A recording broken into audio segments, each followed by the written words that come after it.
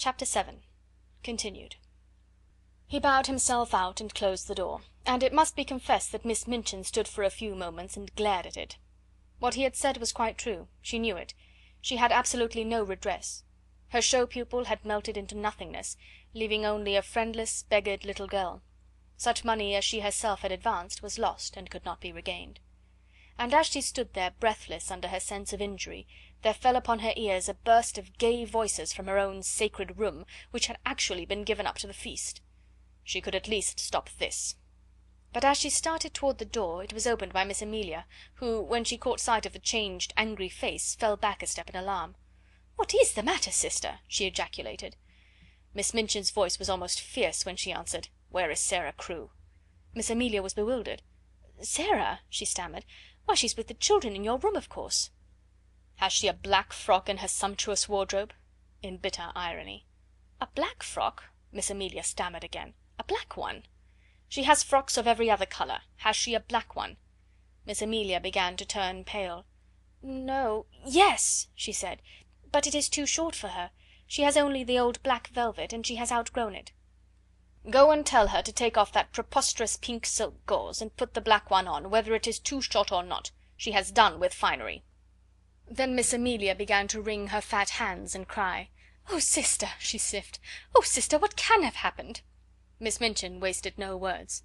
"Captain Crewe is dead," she said. "He has died without a penny. That spoiled, pampered, fanciful child is left a pauper on my hands." Miss Amelia sat down quite heavily in the nearest chair. "Hundreds of pounds have I spent on nonsense for her, and I shall never see a penny of it. Put a stop to this ridiculous party of hers. Go and make her change her frock at once." "I?" panted Miss Amelia. "Must I go and tell her now?" "This moment," was the fierce answer. "Don't sit staring like a goose. Go!" Poor Miss Amelia was accustomed to being called a goose. She knew, in fact, that she was rather a goose, and that it was left to geese to do a great many disagreeable things. It was a somewhat embarrassing thing to go into the midst of a room full of delighted children and tell the giver of the feast that she had suddenly been transformed into a little beggar, and must go upstairs and put on an old black frock which was too small for her. But the thing must be done. This was evidently not the time when questions might be asked.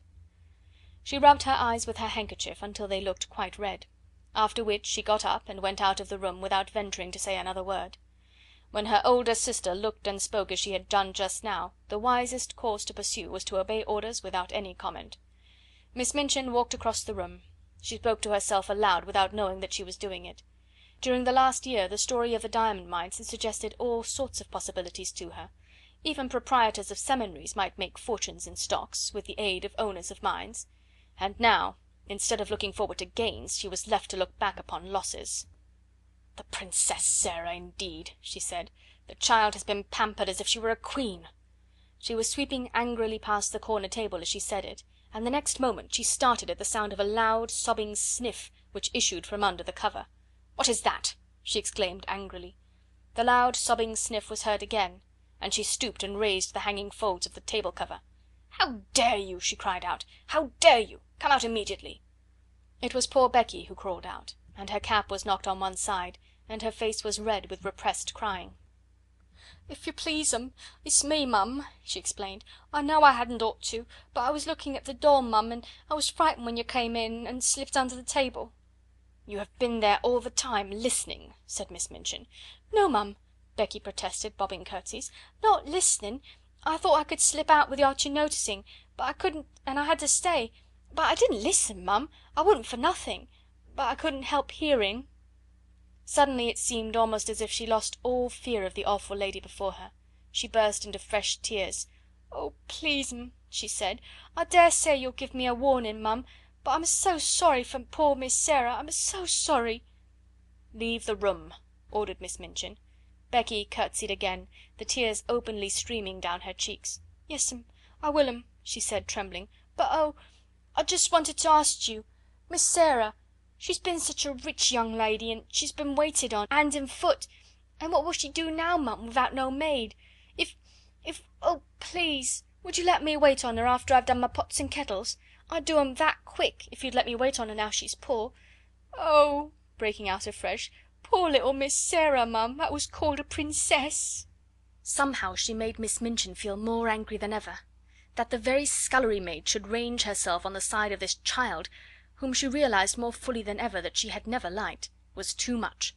She actually stamped her foot. "No, certainly not," she said. "She will wait on herself and on other people too. Leave the room this instant, or you'll leave your place." Becky threw her apron over her head and fled. She ran out of the room and down the steps into the scullery, and there she sat down among her pots and kettles, and wept as if her heart would break. "It's exactly like the ones in the stories," she wailed. "Them poor princess ones that was drove into the world." Miss Minchin had never looked quite so still and hard as she did when Sara came to her a few hours later in response to a message she had sent her. Even by that time it seemed to Sara as if the birthday party had either been a dream or a thing which had happened years ago, and had happened in the life of quite another little girl. Every sign of the festivities had been swept away. The holly had been removed from the schoolroom walls, and the forms and desks put back into their places. Miss Minchin's sitting room looked as it always did. All traces of the feast were gone, and Miss Minchin had resumed her usual dress. The pupils had been ordered to lay aside their party frocks, and this having been done, they had returned to the schoolroom and huddled together in groups, whispering and talking excitedly. "Tell Sara to come to my room," Miss Minchin had said to her sister, "and explain to her clearly that I will have no crying or unpleasant scenes." "Sister," replied Miss Amelia, "she is the strangest child I ever saw. She has actually made no fuss at all. You remember she made none when Captain Crewe went back to India. When I told her what had happened, she just stood quite still and looked at me without making a sound. Her eyes seemed to get bigger and bigger, and she went quite pale. When I had finished, she still stood staring for a few seconds, and then her chin began to shake, and she turned round and ran out of the room and upstairs. Several of the other children began to cry, but she did not seem to hear them or to be alive to anything but just what I was saying. It made me feel quite queer not to be answered. And when you tell anything sudden and strange, you expect people will say something, whatever it is." Nobody but Sara herself ever knew what had happened in her room after she had run upstairs and locked her door. In fact, she herself scarcely remembered anything but that she walked up and down, saying over and over again to herself in a voice which did not seem her own, "My papa is dead, my papa is dead." Once she stopped before Emily, who sat watching her from her chair, and cried out wildly, "Emily, do you hear? Do you hear? Papa is dead. He is dead in India, thousands of miles away." When she came into Miss Minchin's sitting room in answer to her summons, her face was white and her eyes had dark rings around them. Her mouth was set as if she did not wish it to reveal what she had suffered and was suffering. She did not look in the least like the rose-coloured butterfly child who had flown about from one of her treasures to the other in the decorated schoolroom. She looked and said, a strange, desolate, almost grotesque little figure. She had put on, without Mariette's help, the cast-aside black velvet frock. It was too short and tight, and her slender legs looked long and thin, showing themselves from beneath the brief skirt. As she had not found a piece of black ribbon, her short, thick, black hair tumbled loosely about her face, and contrasted strongly with its pallor. She held Emily tightly in one arm, and Emily was swathed in a piece of black material. "Put down your doll," said Miss Minchin. "What do you mean by bringing her here?" "No," Sara answered, "I will not put her down. She is all I have. My papa gave her to me." She had always made Miss Minchin feel secretly uncomfortable, and she did so now. She did not speak with rudeness so much as with a cold steadiness with which Miss Minchin felt it difficult to cope, perhaps because she knew she was doing a heartless and inhuman thing. "You will have no time for dolls in future," she said. "You will have to work and improve yourself and make yourself useful." Sara kept her big strange eyes fixed on her and said not a word. "Everything will be very different now," Miss Minchin went on. "I suppose Miss Amelia has explained matters to you?" "Yes," answered Sara. "My papa is dead. He left me no money. I am quite poor."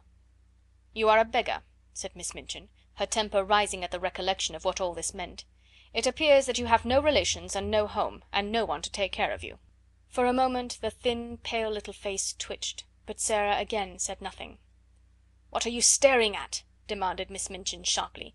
"Are you so stupid that you cannot understand?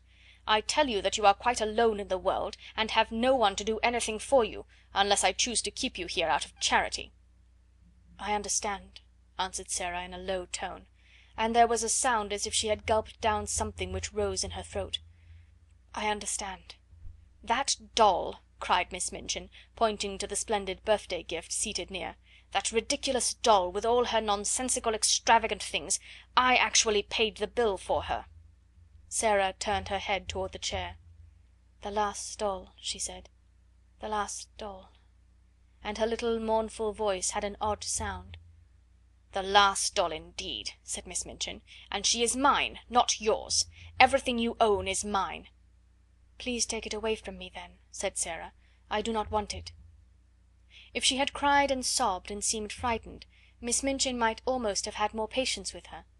She was a woman who liked to domineer and feel her power, and as she looked at Sara's pale little steadfast face and heard her proud little voice, she quite felt as if her might was being set at naught. "Don't put on grand airs," she said. "The time for that sort of thing is past. You are not a princess any longer. Your carriage and your pony will be sent away. Your maid will be dismissed. You will wear your oldest and plainest clothes. Your extravagant ones are no longer suited to your station. You are like Becky. You must work for your living." To her surprise, a faint gleam of light came into the child's eyes, a shade of relief. "Can I work?" she said. "If I can work it will not matter so much. What can I do?" "You can do anything you are told," was the answer. "You are a sharp child, and pick up things readily. If you'll make yourself useful I may let you stay here. You speak French well, and you can help with the younger children." "May I?" exclaimed Sara. "Oh, please let me. I know I can teach them. I like them, and they like me." "Don't talk nonsense about people liking you," said Miss Minchin.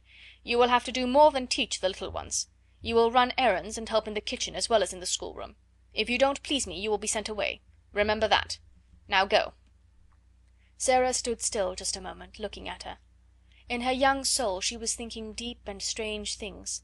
Then she turned to leave the room. "Stop!" said Miss Minchin. "Don't you intend to thank me?" Sara paused, and all the deep strange thoughts surged up in her breast. "What for?" she said. "For my kindness to you," replied Miss Minchin. "For my kindness in giving you a home." Sara made 2 or 3 steps toward her. Her thin little chest heaved up and down, and she spoke in a strange, unchildishly fierce way. "You are not kind," she said. "You are not kind, and it is not a home." And she had turned and run out of the room before Miss Minchin could stop her, or do anything but stare after her with stony anger. She went up the stairs slowly, but panting for breath, and she held Emily tightly against her side. "I wish she could talk," she said to herself. "If she could speak, if she could speak." She meant to go to her room and lie down on the tiger skin, with her cheek upon the great cat's head, and look into the fire and think and think and think. But just before she reached the landing Miss Amelia came out of the door and closed it behind her, and stood before it looking nervous and awkward. The truth was that she felt secretly ashamed of the thing she had been ordered to do. You are not to go in there," she said. "Not go in?" exclaimed Sara, and she fell back a pace. "That is not your room now," Miss Amelia answered, reddening a little. Somehow all at once Sara understood. She realised that this was the beginning of the change Miss Minchin had spoken of. "Where is my room?" she asked, hoping very much that her voice did not shake. "You are to sleep in the attic next to Becky." Sara knew where it was. Becky had told her about it. She turned and mounted up 2 flights of stairs. The last one was narrow and covered with shabby strips of old carpet.